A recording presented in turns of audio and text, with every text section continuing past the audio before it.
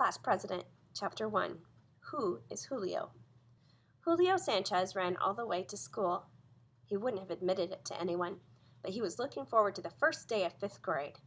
He liked being in a room full of kids. It was too bad that going to school also meant stuff like spending time on arithmetic and social studies. The summer had been long and hot and boring. Julio had missed his school friends. He wondered if any of them had missed him. He wished he had been old enough to get a summer job like his brothers, Ramon and Nelson. With his mother and brothers off at work, he had stayed at home with his grandmother watching TV reruns. His grandmother had arthritis and couldn't help out much in the kitchen, so Julio had to make his own lunch almost every day. Although he didn't like arithmetic, Julio had added up all his lunches in July and August. He had emptied a total of 17 jars of peanut butter onto 248 slices of bread to make 124 sandwiches. Gross. Julio liked the variety of school lunches, but he wouldn't have admitted that either. Everyone was supposed to hate school lunches, or at least, as Julio did, pretend to hate them. A safety patrol monitor was stationed at the corner across the street from the school. Both Ramona and Nelson had been members of the safety patrol, and Julio looked forward to 6th grade when he, too, could wear the safety patrol blue sash with a silver badge pinned to it. Julio patted the top of his head as he reached the schoolyard. His hair had been cut into spikes, just like his older brother Nelson's. The spikes kept falling down. Still, Julio hoped his new haircut would help him stand out in a special way. The schoolyard was filled with kids. No one was ever late on the first day of school. It didn't take Julio long to find his classmates. Lucas Chapt, Arthur Lewis, Sarah Jane Cushman, Cricket Kaufman, and Zoe Mitchell were all standing in a group and talking. Excuse me. Hi, give me 5, Julio called, raising his hand to slap a greeting with Lucas. The two boys were old pals, even though they hardly had seen each other all summer. Lucas had gone to sleepaway camp for a month, and then his family had taken a trip together. Lucas slapped hands with Julio. Have you heard the news? He asked. I just got here, said Julio. Mrs. Upchurch is gone, said Cricket before Lucas could say anything. They had all been promoted to Mrs. Upchurch's class on the last day of 4th grade. You mean old Upchuck isn't going to be our teacher? Asked Julio. How do you know she's not here? Asked Sarah Jane Cushman. None of the teachers is out in the yard yet. Only kids are waiting outside. I heard 2 teachers talking, said Cricket. One said, I'll miss Shirley. And the other one said, it's too bad we didn't give a party for her in June. Mrs. Upchurch's name was Shirley, so that proved she's the one they were talking about.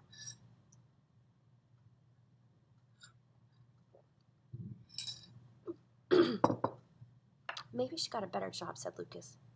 Anything would be better than being here, said Julio, pretending to hate school. Before there was time to talk any more about what Cricket had overheard, a bell rang. It was the signal to line up. Because it was the first day of school, everyone obeyed instantly. By tomorrow, they would all be less eager to enter the building.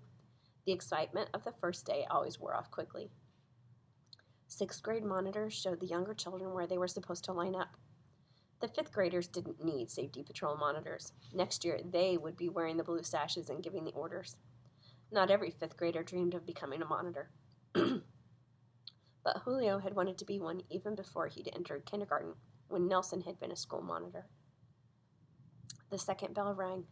The monitors directed the lines of students to enter the building in alphabetical order by teacher.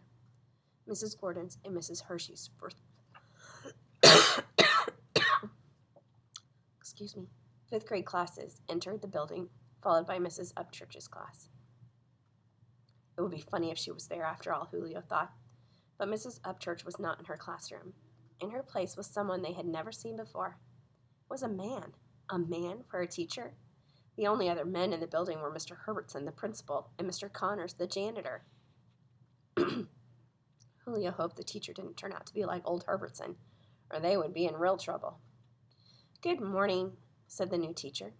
I'm Ernesto Flores, your teacher for 5th grade. In all his years of school, Julio had never heard a teacher tell her first name. Of course, the students always found out who they were. Joyce Hockaday, Augusta Schralenberg, Shirley Upchurch. But it was up to the students to discover this information for themselves. The new teacher had spoiled the game. Now I'd like to find out who you are, said Mr. Flores. He began to call the roll, starting with the boys. Julio shook his head. Teachers always began with the girls. Julio Sanchez, called Mr. Flores, pronouncing it Julio.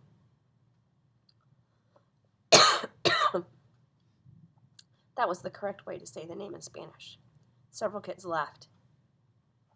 They had never heard Julio's name pronounced without the J. Mr. Flores looked up from the roll book. Isn't it how you say your name? He asked Julio. Or do you prefer Julio with a J?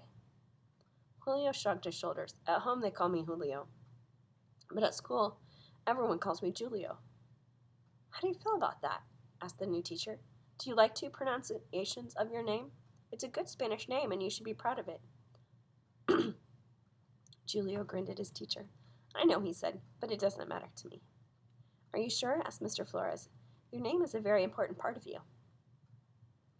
Julio thought for a minute. Okay, he said. From now on, everyone calls me Julio. Mr. Flores smiled. Julio is who you are, he said, and everyone laughed. When Mr. Flores reached the girls, Zoe raised her hand. My name is pronounced Zoe, even though it's spelled Z-O-E, she said. She didn't want to make the new teacher to make a mistake on her name, too. After roll call, Mr. Flores told the class some of the things they would be studying. Julio noticed that everyone was on their very best behavior. No one called out or popped rubber bands or chewed gum.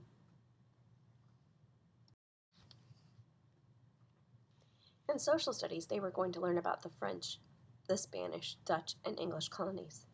Puerto Rico, where I was born, used to be a Spanish colony, said Julio, raising his hand instead of calling out as he sometimes did. That's right, said Mr. Flores. When we get to that, you can tell us about your memories of Puerto Rico. Julio shook his head. I came here when I was only 8 months old. I don't remember anything. Everyone laughed at that. Then you can interview your parents instead, Mr. Flores said. Julio nodded. He didn't bother to explain that his father was no longer alive. He could interview his mother and grandmother. Maybe Ramona Nelson could help him too. It would be fun to learn more about the place where he had been born. Julio had to admit that Mr. Flores had some interesting ideas. They were going to write their own books and publish them in the classroom. In arithmetic, they were each going to spend $1 million before the month was over. Julio let out a loud whistle. $1 million. Man, that's a lot of money. Yes, it is, said the teacher. It won't be easy to do. There was a murmur of voices throughout the classroom. Everyone leaned over and started telling whoever sat next to them how they would spend $1 million. Quiet down, said Mr. Flores. You'll have plenty of time to try to spend your money. Keep your plans to yourself for the time being. The biggest news of all was that they were going to have an election for class president. Julio sat up in his seat. He knew that the students elected class leaders in high school. He had heard his brothers talking about it, but he'd never heard about an election in 5th grade. For one moment, he tried to imagine himself as class president, but he knew it would never happen. He was not special enough. Who would vote for him? Can we do it now? Asked Cricket. Julio knew why Cricket was so eager for the class election. She was sure she would win. I don't think it's such a good idea to elect a president on the first day of school. Let's wait a couple weeks until you all know each other better, said Mr. Flores. Julio laughed to himself. He knew every single kid in the room. Some of them he had known since kindergarten. Arthur Lewis had glasses with different frames from the ones he had worn last year. Cricket Kaufman had gotten her hair cut over the summer. Sarah Jane Cushman had come back to school wearing braces on her teeth. Otherwise, they were all the same. The only one who didn't know the students yet was Mr. Flores, and he wouldn't even be voting. On the other hand, Julio was in no hurry to see Cricket become class president. Since there was no chance for him, he would try to get Lucas to run against Cricket. By 11 o'clock, Julio was already hungry. By lunchtime, he was starving. He had studied the September menu that Mr. Flores had given out to the class. Today, on the first day of school, they were serving his all-time favorite, big squares of pizza with pepperoni, tossed salad, and cherry jello with topping. Mr. Flores' students sat together to talk about their first morning of fifth grade.